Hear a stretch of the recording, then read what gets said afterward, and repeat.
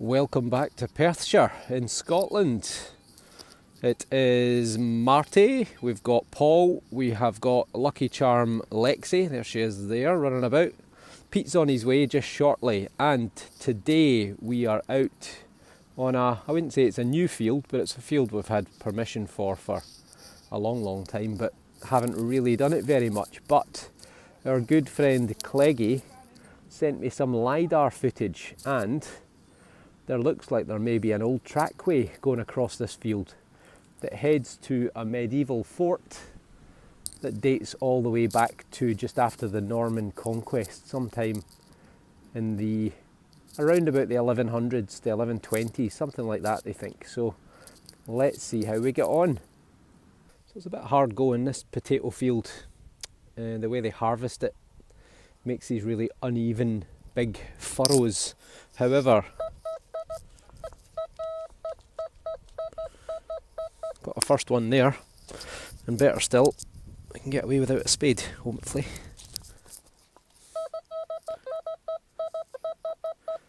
Sounds alright. Let's do a wee live dig with you. Does sound pretty decent. Maybe a big button or a coin even. I think we've got our first coin. We have. Looks like a Georgie the 5th. Let's give it a wee rub up, see if we can get a date. So a good start, first coin, first hole, first target. Georgius the 5th, by the grace of God, King of the Britons, Defender of the Faith, Emperor of India. And there he is looking to the left with his fine moustache.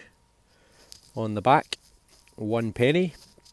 And the date looks like it's going to be 1920, maybe 1928, I think. It's not in the best of condition.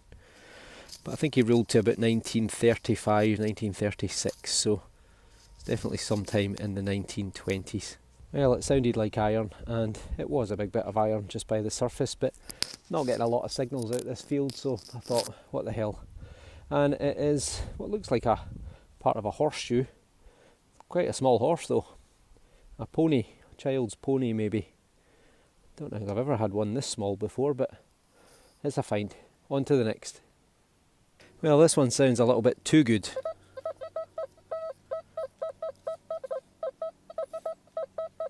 Which makes me think it's probably a bit of aluminium.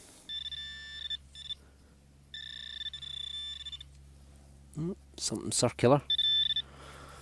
Maybe not aluminium.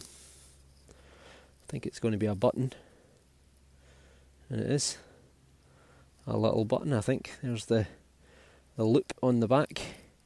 That's very strange. That sounded very much not like a button, but it is a button. So let's give it a wee clean up and see. So a wee rub-a-dub on the magic trousers, and it's definitely a button. Can't see any sign of decoration on it. Looks fairly plain. Not sure really why that gave up such a strange signal. Then again, I have forgotten my headphones today, so I'm using the speaker, so maybe the tone's just different because I'm not used to not having my headphones. Date wise, probably 1700s, maybe into the 1800s, but still, it's a find. Well, Martyn, who is over here with Fletch, has got an epic find. It looks to me like he's found part of a sword, a basket hilt sword, which could be, I don't know, could be the 1600s. So I'm going to leg it over there in a minute and have a closer look and see what he's got. Well, before we get on to Martyn's, what I think might be an epic discovery, he's got a button, big dandy button. He's got another button with gold gilding, and it says treble gold on it. I'm sure we dated that before. It was something like 1780 to 1820. This is probably a similar sort of age. Then he's got a lead seal, Russian, again a flak seal, 1886. And then he's got this curious thing here with a star cut out of it. I thought a pendant, but there's no hole. And now I'm actually thinking, could it be the handle of a key? but let us know what you think. And here is his, what I think could be part of a sword. A basket hilt for a sword. What do you reckon to that? Am I being mad? I think the hilt would have come through here, the blade would have gone through the top, and you would have held it kind of like that, give or take. Or maybe the other way around, like that. Not very easy to do this one-handed. I should have got Martyn to model it. Like that, maybe. Oh, like this. So you would have your handle coming down there, your blade going up, and this little bit on the back looks a little bit like a thistle. And then on this side you've got a hook, which you could probably use to punch someone as well. Martyn, come and model it. I can't do this on my own. Hang on, here comes the model. I'll go in a minute. So hold that like you would have, like you would have held the sword. So there you go, something like that we think. Either that would have been to block blades and catch them and flip them out someone's hand, or it would have been the other way around. Nope, that bit to the front, that's your hand protector. What are you trying to do? Like that, that's it. Ah, yeah. So you would have held the handle coming down here, there we go. Handle would have come down there, that would have blocked a blade that was coming towards your body, and that would have acted like a knuckle duster to allow you to punch someone. Exactly, like that. So, what do we reckon, folks? Is it a sword hilt protector or a basket hilt sword? Lexi's making it go out of focus, there we go. It's got decoration. It's got, we think, a face, because you can just see it there, but if you turn it the other side it's much better. It's got a face, some scroll decoration, little man with a moustache, and it definitely looks like that could be a thistle on the end. You can see it's been decorated with scroll effect, and part of it's made of iron. So what do you think? Has Cleggy brought us to an epic relic? Let us know in the comments. Well, it's all gone kind of quiet. We've come on to a different field. This is actually a barley field, but you would think it's a grass field because the barley has been harvested and the stubble has re-sprouted to the point that you would honestly think it's been reseeded, but it hasn't. So we'll go and give it a bash, we'll see how we get on. There's a bit of medieval activity in this field and a few other bits and pieces, so it's a beautiful night. Nothing in the other field since Martyn's, what I think is a basket hilt sword, or part of one. Let me know, and let's see how we get on in this one. So here's Martyn's first find, which he got with a 1.5 feet into the field. It's a 1 penny, it's well worn, it's very, very smooth. He reckons it's George V. I think it's Queen Victoria. I'm sure I can see a bun there, so it's a young head Queen Victoria, but I may well be wrong and he may well be right. Is it George V or is it Queen Victoria? Well, first signal for me, it was a little bit ropey. Dug it anyway, and I'm not really sure what that is. It's got a hole in it, goes right through out here. Looks like it's had another hole here. Quite heavy though, it feels almost like bronze, but it's the wrong colour. Not sure on that one. We have a good signal. We're out the hole. It was quite deep. Probably about 7 or 8 inches. It just came out in that last scoop right there.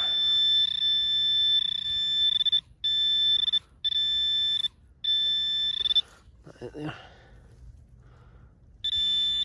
That is it there. We have a beautiful little musket ball. Well, actually, a huge musket ball. So fired from a big long barreled flintlock style musket. Probably going to date sometime 17 or 1800s.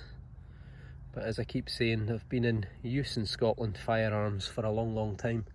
I'm sure the first recorded firearm in Scotland used was sometime in the 1300s, and they were more, they weren't so much deadly weapons, they were more, it was the fear factor.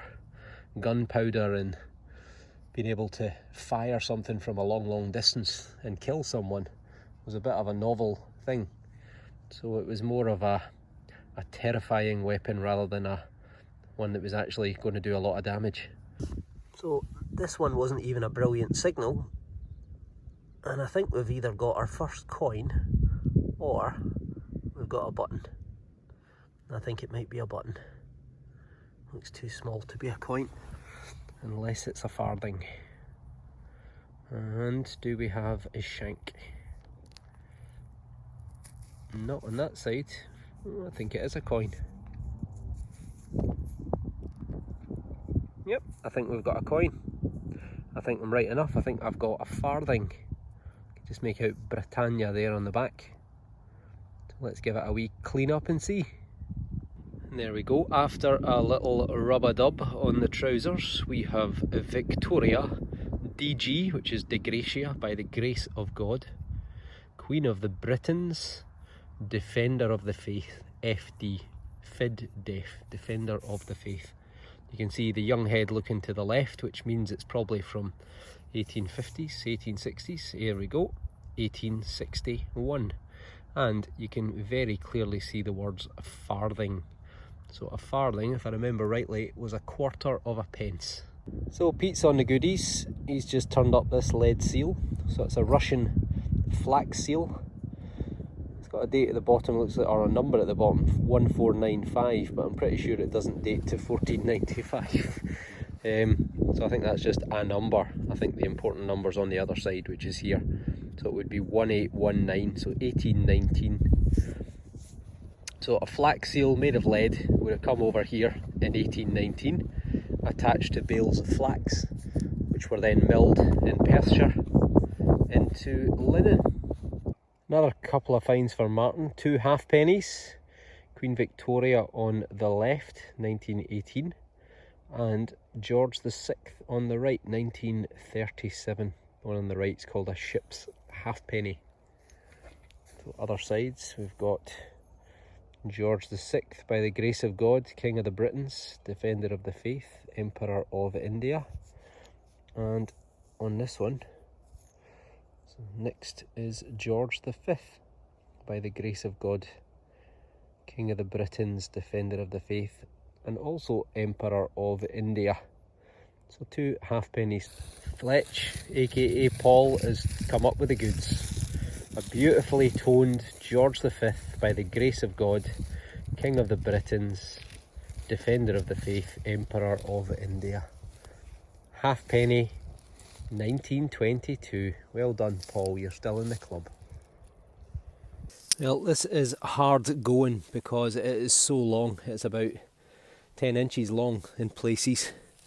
But oh,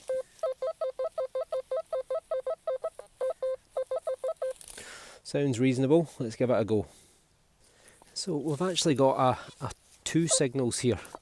We've got here something iron, something not iron, both out the same hole. So get the pinpointer out, we'll find the irony sound first and then see what the other one is. So find the iron first, which is a big bit. I was expecting something quite small, but that is a very large piece of iron. It's probably going to be hollow in the middle, maybe some sort of clamp or some sort of chain linkage or something like that, but could be any age anyway.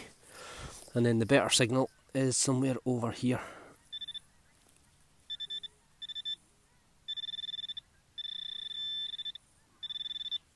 That? Nope. Oh. Is it? Oh my goodness, it's... I was going to say it's a bit of foil, but that is not a bit of foil. That looks like a hammered coin. It is. That's a hammered silver coin. You beauty. Let's give it a clean up with a bit of water and see what we get. So I looked up there to shout the person who's nearest to me to show them what I've got, and it's Martyn walking towards me with his dog, waving frantically, so he's got something good as well. So let's put that back down for a minute and let's go and see what Martyn's got. So here we go. Martyn has found two things out the same hole, just like I just did. That I think is an impacted lead bullet. See how it's got a kind of dimple on it? I think that is a small caliber bullet that's hit something very big. And that though is a ring. It looks like it's got a figure on it and some red enamel. Actually looks like it's been silver gilded at some time as well, or silver plated. Can't see any. Oh, dropped it, Marty. I've dropped your 1,000-year-old relic. Oh, I've actually lost it. Right, we've lost Martyn's ring. I'm going to need to go and get a pinpointer. It's like we're treasure hunting again all over. There it is, he's found it again. Right, the secret is don't give me anything to hold because I drop stuff all the time. So, have we got an inscription of any kind? Can't see anything around here, but we have definitely got a little figure. Almost looks like a skeleton or something, Skeletor in there. But it's probably going to be someone like, I don't know, Mother Mary or something like that, I would think. And it's definitely got traces of red enamel. So how old could that be? It could be old. What do you reckon, folks? Not sure. But it's definitely a ring. It's in complete condition. Could it be medieval? Let us know. So here is the best finds for Paul. He's got a button. Would have been decorated, but it's lost its decoration. Still got the loop on the back. It looks like another one of these gold standard ones, so it's going to be 1780s to the 1820s. And he's got a coin. Very, very toasted coin. Size of it, it looks like a halfpenny. You can just make out Britannia on the back, seated, looking to the left. I would guess it's going to be George II or George III. Right, Marty's hand, going to give it a bit of water treatment. It's definitely broken. Oh, you beauty. That's a Scottish hammered coin. Stars instead of pellets.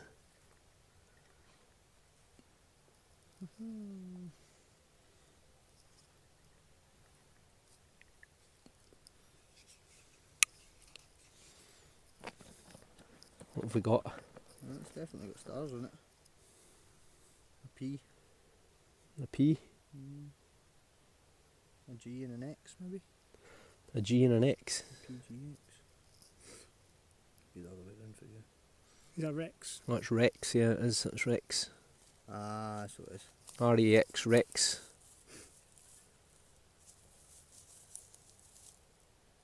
Stars though. Does that mean Definitely stars, that means it's Scottish. Scottish didn't use pellets, you know, the dots that Edward did and stuff, they used stars. I think that's a silver Scottish penny. Look at that big crack in it as well. Wouldn't have survived much longer in the ground. Beauty. Right, I'll give it a little clean up and see if we can get any more detail off it.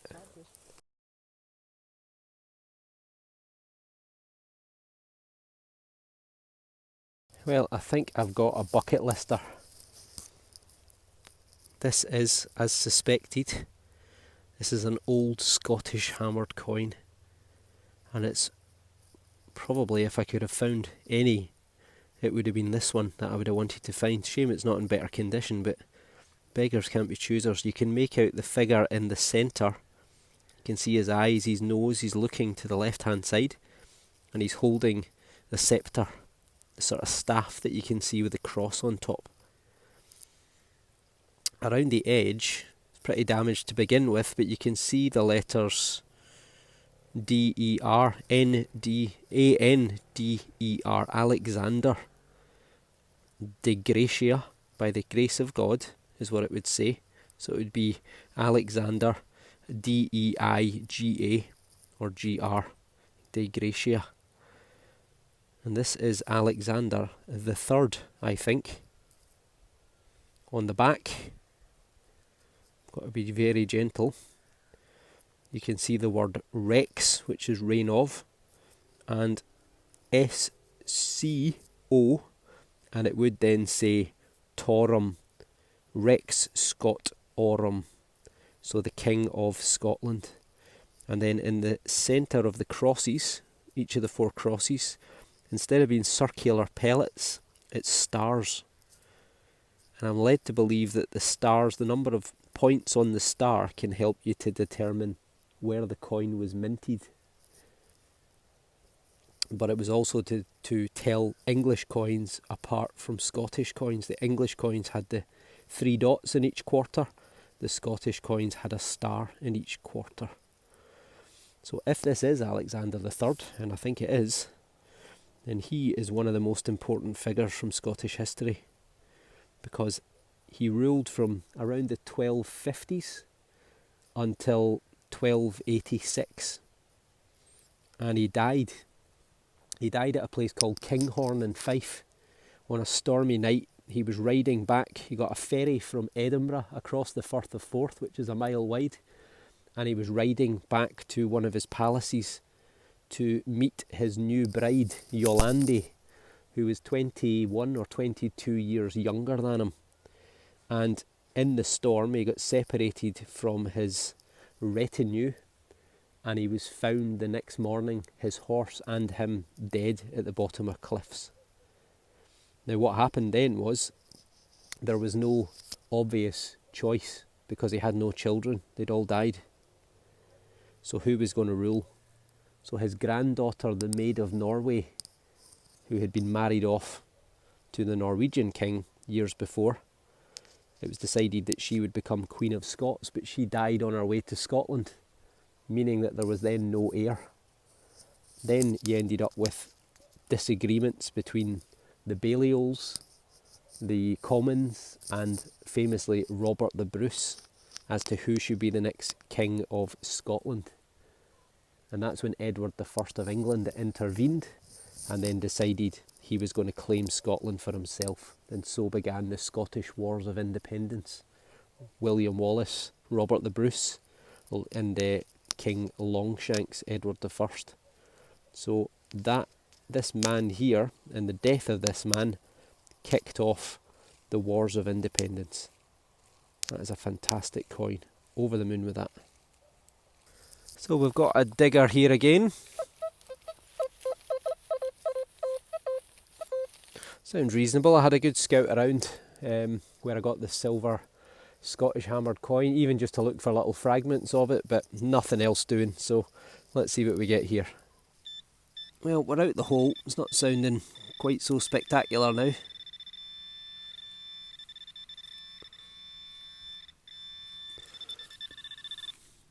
Oh, what's that? No, it's not. It's a bit of straw. Where is it?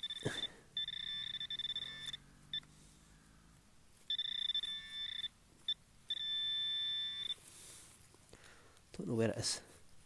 It's not there. It's not there. This is the problem with detecting in grass and straw. You can't bloody see what you're doing. Take a clump out of here. Right, so I've pulled it out with that, but I still can't see anything. Falling out, there it is. It's like we've got a wee stud, a wee button. We do maybe got a little bit of decoration on it. And has it got a loop, or is the loop gone? Nope, the loop has, I think, gone. Right, let's give it a wee rub-a-dub and see what we get. So this one's a bit different. We do still have the loop there, and we also still have the thread. That's what this is. So that's the original thread that was holding the button onto the jacket. And it gets better because it's difficult to see with the camera, but on this side there's a little bit of decoration in the centre, and it's actually a Scottish thistle. You just make the thistle out with the leaves either side. So that's brilliant. Really, really good. Date wise, it's hard to say. I would have said that all day long this was probably Jacobean or Georgian. So that would put it sometime between the sort of late 1600s through to the, at the very latest, 1820. But to me it looks like a late 16 into the early 1700s button all day long. But the thistle has kind of thrown me, because that would possibly be a little bit later on during that period. What do you think of that? I think that's a lovely little find. Well, the sun is starting to set behind the trees. Making my way over to the guys. Probably just about to finish up. Got a signal. Didn't sound amazing.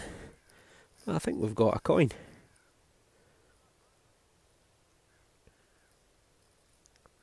Nice little coin imprint there. I think it's probably going to be Georgian, which means it may or may not be completely destroyed. There we go. So too early to say, but it's going to need a very, very special rub-a-dub up on the trousers. Let's see what we get. Well, even my magic trousers can't make it come to life, but I think I can just make out a head facing to the left. And if that's the case, there's a little tuft on the top, which tells me that it could well be George II. Looks like we've got an eye up here, so maybe there'd be a pair of them. George II, what do we reckon? Probably a halfpenny. It's a bit of an unusual shape. It's kind of a little bit out of perfect round. So if it's George II, that would mean it's sometime, what, 1720s through to 1760, thereabouts. Good old George, who the Scots had a little bit of trouble with, particularly the Jacobites.